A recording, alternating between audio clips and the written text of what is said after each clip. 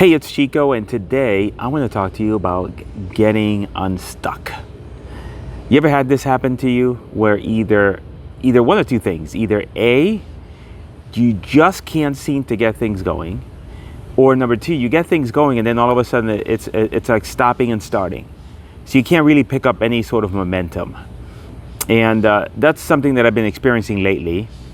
And all of a sudden I was able to get myself unstuck, and I wanted to share with you how I got unstuck, and perhaps you might be able to do the same thing. And so that's what I want to do in this video, is just share my getting unstuck. And I'm doing that from my swing set. Look, I'm on a swing set, and you see my shed in the back. I know a lot of these real estate gurus, and I say quotation marks because I consider myself a guru. But there's a lot of guys out there that say, I'm not a guru. But you're a guru, but you don't want to say you're a guru. It's kind of like you have to go to Guru Anonymous and kind of deal with those issues. But you show your Lamborghinis, you show your the Bentleys, you show the Rolls Royces. Seems to be a very popular car nowadays. And but I got one on you. You never show your shed. Never show your shed. I got a shed, okay? So anyway, I'm actually here in the hot Florida sun. Let me tell you, this is where I know that I've got Puerto Rican blood in me, because I just love the heat. Sometimes just getting out here and just sitting here and allowing my skin to fry, it's the best thing in the world. That's why I love South Florida. I never want to leave South Florida. So enough of that. You didn't come here to see my shed. Hopefully you didn't. So I recently have been stuck. I've been stuck because I tend to go, either I'm going at 200 miles an hour or I'm like stuck in the mud. So last couple of weeks I had some really great progress in a couple of projects, and then I got stuck in the muck. Like things that should have taken me like 2 days, I've been working on for 2 weeks. And I was thinking about, why is it that I was stuck? And here's what I found, here's what I realized, is that what I needed to do is I needed to minimize the decision. And so what do I mean by that? I'll translate it to you. So minimizing the decision is that a lot of times maybe you, we tend to get overwhelmed because we're looking at a particular project and we're overwhelmed with all the different pieces. Number one, we're also overwhelmed with the pressure that we have on that particular project to work. So as an example, let's say that you're involved with me and I'm helping you in my Find Motivated Sellers online program to go out and get the Facebook marketing up and running so you can start generating deals on Facebook.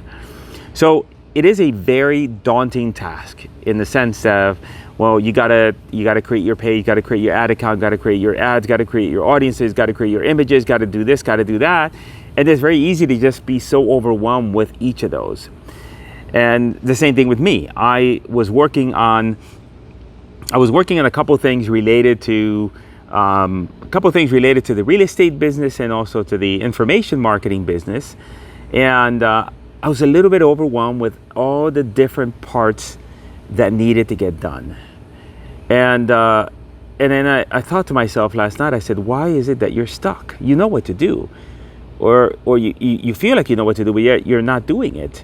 And the advice that I said to myself, and what the advice I would give to you, and this is an advice that I got from one of my mentors, is to minimize your decision. Minimize your decision. So what does that mean? So let's stay in the example of the Facebook ads. So the decision about Facebook ads, for example, is, I got to get my ads up and running. I got to get this page up, and I got to get all this stuff done, and I really want this to work because direct mail isn't working for me, and I really need a way for me to find great leads, and I need to be able to get that done. And so now when you think of it that way, not only are you overwhelmed with all these different things, but you put a lot of pressure on you that you got to be able to make this work. And so then what I said to myself was, so this is my recommendation to you, is when you minimize the decision, you just decide, okay, what is that first of all, you're going to do this a couple different ways. Number one is you're going to minimize the steps and figure out what is that next item that I need to do. Just whatever that item is. And I'm just going to focus on that. I'm going to be okay with completely clearing my head of everything else. And I'm just going to focus on that. And I'm not going to think about anything else until I'm done with that one thing. So the example would be is when it comes to the Facebook ads, maybe you say, you know what? I got to create the images for the zip codes for these ads that I'm planning on running. And I don't know anything else about anything else, but I'm just going to focus on that. And I'm just going to get that done. And when I get that done, now I'm going to worry about the next thing. And so the example could be another example. Let's say if you happen to be doing direct mail. With direct mail, you need a lot of things in place. You need your phone system, you need your CRM, you need your postcards, you need the list and everything else. And so all that could be overwhelming. So minimize the decision. What's the first thing you could work on? The list. So work on the list. Forget about everything else. Do the list. And when you're done with the list, now you go back and you relook at the list of items and you work on the next thing. And the next thing after that. Then the next thing I want you to do is that also to minimize the consequences of your decisions. So it's a trickle-down effect. So if you think of things in terms of, man, I got to get this Facebook working, because if I don't, then I'm not going to have a way to find deals because I'm spending all this money in direct mail and that's not getting me anywhere. And so I got a lot of pressure to do that. So it puts you under a lot of pressure because now all of a sudden now you're going to scrutinize every single little thing you're working on to make sure that it's 100% correct. And the challenge with that is that you cannot steer a stationary vehicle. And that's a mistake that I make many times. I try to steer a car that is not moving. So if you have not gotten started on whatever it is you're going to get started with, you can't make any decisions about anything because you're not in motion. It's only when you are in motion that now all of a sudden you can start to make decisions. You can start to make distinctions. And so then using the example that I just laid out is, instead of saying to yourself, man, I got to get this Facebook ad campaign up and running to generate leads, just say, look, I've got to get this image completed. And at the end, it's less stressful for you to think about getting the image right than getting all the other pieces right, because it's so overwhelming and there's so many things you don't know. So you focus on that one thing that needs to get done now, and then you now focus on the next thing and the next thing after that. So my example was that I was stuck on this campaign that I was building for this funnel, right? And it was just a lot of moving pieces, a lot of tech stuff, a lot of codes that needed to be put on different websites and everything else. And I was just overwhelmed with everything. And so what I decided to do this morning is I said, Chico, just pick one little thing out of this whole entire thing and just work on that. No pressure for you to get anything else done, for you to get anything else right. Just this one little thing. And guess what happened? I worked on that one little thing.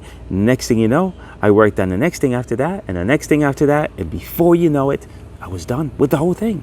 And I was like, wow, that feels great. And I did that with the next thing.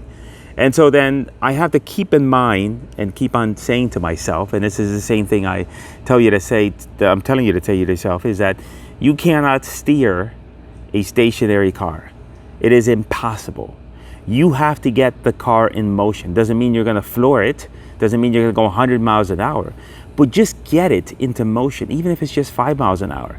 That's the only way that you can steer a car, is a car in motion. That's the only way that you can get progress in whatever you're doing, is by putting things into motion. It doesn't have to be big steps. It could just be baby steps. And so that's my advice. That's the advice that I gave myself today that got me unstuck. And that's the advice that I'm going to give to you today, is just little by little, just focus on the small parts, because we all get stuck. You think that, oh, Chico, man, he must have his shit figured out, but I don't. By no stretch of the imagination do I have things figured out. Maybe I might have things figured out in certain things better than you, right? Because I'm just a little bit further ahead. Like, for example, maybe I might have things figured out when it comes to the Facebook ads, but it doesn't mean that I got everything figured out. So we all have the same problems.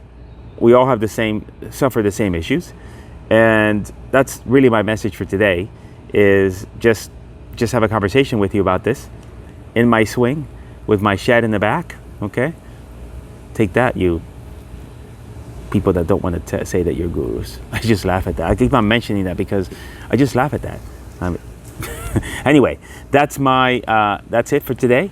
By the way, for those of you that are interested, because I get a couple questions about this all the time, before I tell you the thing I'm going to tell you at the end, is make sure that you subscribe to the channel. We covered that already. You should know that already. I shouldn't even have to say that. And make a comment. Let me know if this was useful to you. I've been filming these with my phone. I bought this. I've got 2 of them. Big cameras. Spent $1,000. We see the camera and the microphone and the batteries and all that other junk. And guess what? My Samsung S10 Plus beats them all. It's the most convenient. Gives me the best audio. And it's in my pocket. So if you're thinking about doing video, just use your phone. A good phone. I like the Samsung S10 Plus because it has a wide angle lens. You can't see it now, but if I use a rear camera, it has a nice big wide angle lens, and so it just works amazing. Let me know if you want me to do a video just on my gear and what I'm using and what I figured out works best and all my stuff. Let me know, because I'm going to be going to Europe in a week or so, and I've got to pack my gear. So maybe I'll do a video with all the gear I take, and maybe you could do your own videos just like I'm doing now. Wouldn't that be cool? Then we could do videos together, and then I could like your channel and I could subscribe to your channel. Fair enough? I'll talk to you later.